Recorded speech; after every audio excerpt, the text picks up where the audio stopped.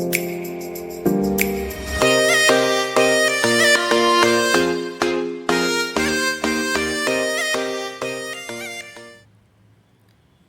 साथियों, electrician theory question quiz में आप सभी का हार्दिक स्वागत है।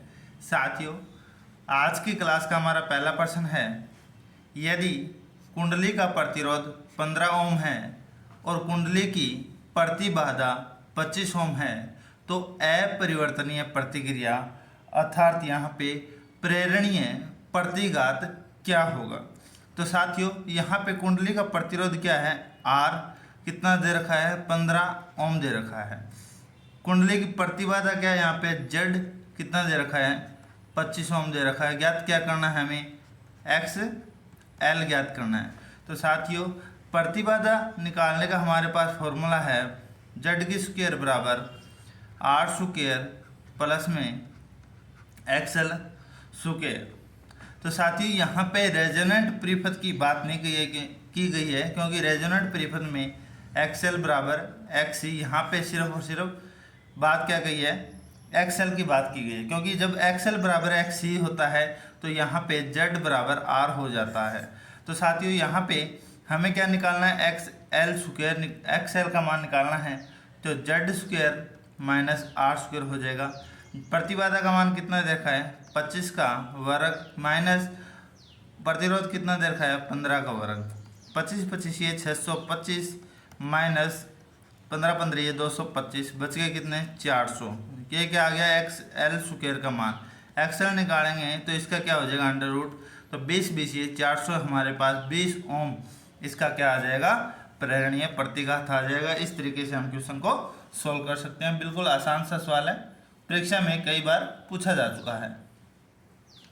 अगला हमारा प्रश्न है, 9 वोल्ट कॉइल जिसे NVC कहा जाता है, NVC के साथ एक ऑन ऑफ स्विच को क्या कहा जाता है। तो साथियों, मैं आपको बता देता हूँ, ये स्टार्टर के अंदर उपयोग होते हैं। जब किसी मोटर को स्टार्ट किया जाता है तो आपने एक पुश बटन देखा होगा, उस पुश बटन के साथ क्या होता है, जब इसे दबाते हैं तो इसके अंदर एक कॉइल लगी होती है जिसे 9 वोल्ट कॉइल कहा जाता है। ये क्या होती है, चुंबकीय, मतलब जैसे ही बटन को दबाएंगे तो यहाँ पे चुंबक, कॉइल के अंदर चुंबक बनेगी। चुंबक बढ़ने के पश्चात ये जो यहाँ पे एक बटन होता है, चुंबक बनने के बाद ये उसको अपने ओर खींच लेती है, जिसे 9 वोल्ट कॉइल कहा जाता है।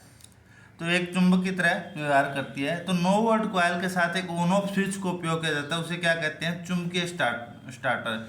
क्योंकि जो मोटर को स्टार्ट करने की विधि है वो एक चुंबकीय लॉकिंग स्थिति है, अर्थात वहाँ चुंबक बन जाती है और ये एक बटन को खींच लेती है। तो इसका सही आंसर क्या हो जाएगा, ऑप्शन ए। अगला हमारा प्रश्न है, एसी 9 वोल्ट, वोल्टता नहीं है, कुंडली के 9 वोल्ट कॉइल के आर्मेचर से लगातार ची ची की आवाज़ आती है को इंगित करता है। जब साथियों, यहाँ पे क्या कहा जा रहा है, जब NVC अर्थात 9 वोल्ट कॉइल को दबाया जाता है तो उसमें क्या होता है, जो शेडेड रिंग लगी होती है मोटर के अंदर, जो कि मोटर को स्टार्ट नहीं होने देती है, उसका जो परिपथ होता है वो खुला होता है, जिसके कारण यहाँ पे चुंबक तो बन जाती है और अपनी ओर स्टार्ट भी हो जाती है, परंतु मोटर को स्टार्ट नहीं होने देता है और आर्मेचर से लगातार चींची की आवाज़ रहती है। तो इसका सही आंसर क्या हो जाएगा, ऑप्शन डी। अगर 9 वोल्ट कॉइल में कुंडली के आर्मेचर से लगातार चींची की आवाज़ आती है तो उसमें शेडेड रिंग के साथ, जो शेडेड पोल मोटर होती है या शेडेड रिंग होती है, उनमें जो परिपथ है वो खुला होता है। अगला हमारा प्रश्न, एक 3 फेज प्रेरण मोटर अधिकतम निर्धारित बल आघूर्ण विकसित करने वाले एक भार पर प्रचालित हो रही है। क्या होता है जब मोटर के परिचालन के दौरान बाहरी मेंस विद्युत धारा में से एक बाधित हो जाती है। तो साथियों, यहाँ पे हमें क्या कहा गया है कि जब एक 3 फेज प्रेरण मोटर अधिकतम निर्धारित बल आघूर्ण विकसित करने वाले एक भार पर प्रचालित होती है, तो क्या होता है, जब मोटर के प्रचालन के दौरान बाहरी मेंस विद्युत धारा में एक बाधित होता आती है। तो साथियों क्या होगा, मोटर तो चल जाएगी, मोटर स्टार्ट हो जाएगी, परंतु वह सामान्य से अधिक विद्युत धारा का क्या करेगी, वहन करेगी। तो इसका सही आंसर हो जाएगा, मोटर प्रचालित तो हो जाती है लेकिन अधिक विद्युत धारा खींचती है, क्योंकि जो दो बाहरी मेंस विद्युत धारा है वो एक शॉर्ट हो जाती है। तो मतलब सामान्य की अपेक्षा 2 या 3 गुना विद्युत धारा अपनी ओर यह लोड लेगी। अगला हमारा प्रश्न है, डीओएल प्रारंभ अर्थात डीओएल स्टार्टर के माध्यम से प्रारंभ होती 3 एचपी की 3 phase 415 volt 50 hertz squirrel cage प्रेरण मोटर के लिए बैकअप फ्यूज श्रेणी क्या होगी। तो साथियों यहाँ पे पूछा गया कि किस एम्पियर का हमें वो फ्यूज वायर लगाना चाहिए। तो साथियों हमें क्या दे रखा है, 3 एचपी की मोटर है अर्थात उसकी वाट क्षमता कितनी होगी, 1 एचपी में कितना होता है 746 वाट। तो 3 एचपी में कितना हो जाएगा, 746 को 3 से गुणा कर दे तो कितना आएगा 2238 वाट हमारे पास आ जाएगा। साथियों हमें यहाँ पे क्या कहा गया है कि 3 फेज प्रेरण मोटर है, तो हमारे पास जो फॉर्मूला है P बराबर VI होता है, क्योंकि वोल्टेज शक्ति और धारा के बीच संबंध। और जब बात की जाए 3 फेज की तो यहाँ पे वर्गमूल 3 गुणा वोल्टेज गुणा I। हमें निकालना है I निकालना है, तो शक्ति कितनी है 2238 वाट बटे वर्गमूल 3 गुणा 415। जब साथियों इसे सोल्व करेंगे तो इसको सोल्व करने के बाद साथ अपना मान कितना आएगा 3 पॉइंट समथिंग इसका मान आएगा। पर हमें यहाँ पे क्या किया गया, सिक्वल केज मोटर के लिए बैकअप फ्यूज श्रेणी क्या होगी। तो साथियों हमें जितने एम्पीयर का फ्यूज दे रखा है उसके 1.5 गुना तक हम मोटर में फ्यूज वायर उपयोग करते हैं। तो यहाँ पे क्या आ जाएगा 6 एम्पीयर का फ्यूज हम यूज करेंगे। बिल्कुल आसान सा सवाल है। अगला हमारा प्रश्न है, समांतर एसी परिपथ में शक्ति घटक को या पावर फैक्टर को किस सूत्र के द्वारा निर्धारित किया जाता है। तो साथियों समांतर एसी परिपथ के अंदर जो हमें पावर फैक्टर निकालना है, पावर फैक्टर को किसे निर्धारित किया cos फाई से। तो उसका मान क्या होता है चालकता, जो कि किसके विलोमानुपाती होती है, प्रतिरोध के और एडमिटेंस। चालकता को किससे निर्धारित करते हैं G, और एडमिटेंस क्या होता है Y। ये किसका व्युत्क्रमानुपाती होता है आप बता सकते हो, मैं आपको बता देता हूँ। ये होता है Z अर्थात प्रतिबाधा का विलोम क्या होता है एडमिटेंस, और प्रतिरोध का विलोम क्या होता है चालकता। तो यहाँ पे हमारे पास हो गया पावर फैक्टर का मान क्या चालकता और एडमिटेंस, या फिर हम कह सकते हैं 1/R गुणा में Z, 1/R गुणा में Z/1, तो हो गया Z/RB से कह सकते हैं। तो साथियों cos फाई का मान हो गया चालकता बटे एडमिटेंस, भी हमारा सही आंसर हो जाएगा।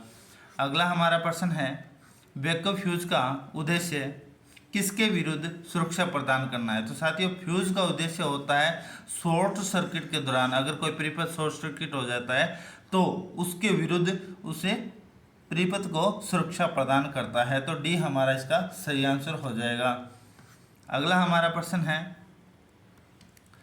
मोटर परिपथ में विद्युतीय अति भार सुरक्षा अर्थात ओवरलोड सुरक्षा का उद्देश्य मोटर की किस चीज से सुरक्षा करना है। तो साथियों मोटर के परिपथ में ओवरलोड के उद्देश्य से मोटर की सुरक्षा क्या करना है, जो मोटर के अंदर निरंतर बढ़ती हुई विद्युत धारा अर्थात ओवर, जो विद्युत धारा का मान क्या है सामान्य की अपेक्षा बढ़ जाता है या ओवरलोड सामान्य की अपेक्षा अधिक विद्युत धारा वहन करे, तो उससे मोटर को जलने से बचाने के लिए क्या किया जाता है अति भार सुरक्षा या ओवरलोड रिले का उपयोग किया जाता है। अगला हमारा प्रश्न है, यदि एक परिचालक 3 फेज प्रेरण मोटर के प्रारंभ का बटन दबाता है और मोटर गुंजन की आवाज़ करती है लेकिन परिचालित नहीं होती। साथियों यहाँ पे क्या किया जाता है, एक स्टार्टर का जब स्टार्टिंग बटन दबाया जाता है तो मोटर गुंजन की आवाज़ करती है परंतु चालू नहीं होती। उसमें समस्या क्या होती है, तो मैं आपको बता देता हूँ इसमें मूल समस्या क्या होती है। हम मोटर को स्टार्ट करने के लिए RYB 3 फेज होते हैं, परंतु मोटर के एक अगर फ्यूज उड़ जाता है या एक सप्लाई नहीं मिलती है या एक फेज हट जाता है तो मोटर स्टार्ट होने की कोशिश तो करेगी परंतु स्टार्ट नहीं हो जाएगी। इस प्रक्रिया को ये 2 फेजों पे चलेगी। इसे क्या कहते हैं? फेजिंग, सिंगल फेजिंग मोटर कहा जाता है। एक फ्यूज उड़ गया हो और मोटर सिंगल फेजिंग हो जाती है तो मोटर गुंजन की आवाज़ करती है। तो ये हमारा सही आंसर हो जाएगा। अगला और आज की क्लास का हमारा अंतिम प्रश्न है, 35 SWC तांबा तार की उचित फ्यूज विद्युत धारा क्या है? तो मैं आपको बता देता हूँ साथियों, हम 0 से 36 SWC के जो तांबे का वायर उपयोग करते हैं 0.35 अर्थात 35 SWC का तांबा वायर है वो 5 एम्पियर तक विद्युत धारा वहन कर सकता है। बिल्कुल अपने बाल के मोटाई का होता है। तो साथियों इसका सही आंसर हो जाएगा ऑप्शन ए। आज की क्लास के महत्वपूर्ण 10 प्रश्न जो कि इलेक्ट्रिशियन थ्योरी के हैं वो भी सभी के सभी क्वेश्चन परीक्षा में पूछे जा चुके हैं। अगर आपको मेरी वीडियो पसंद आती है मेरी वीडियो को लाइक और शेयर जरूर करें। आज के लिए इतना ही, धन्यवाद।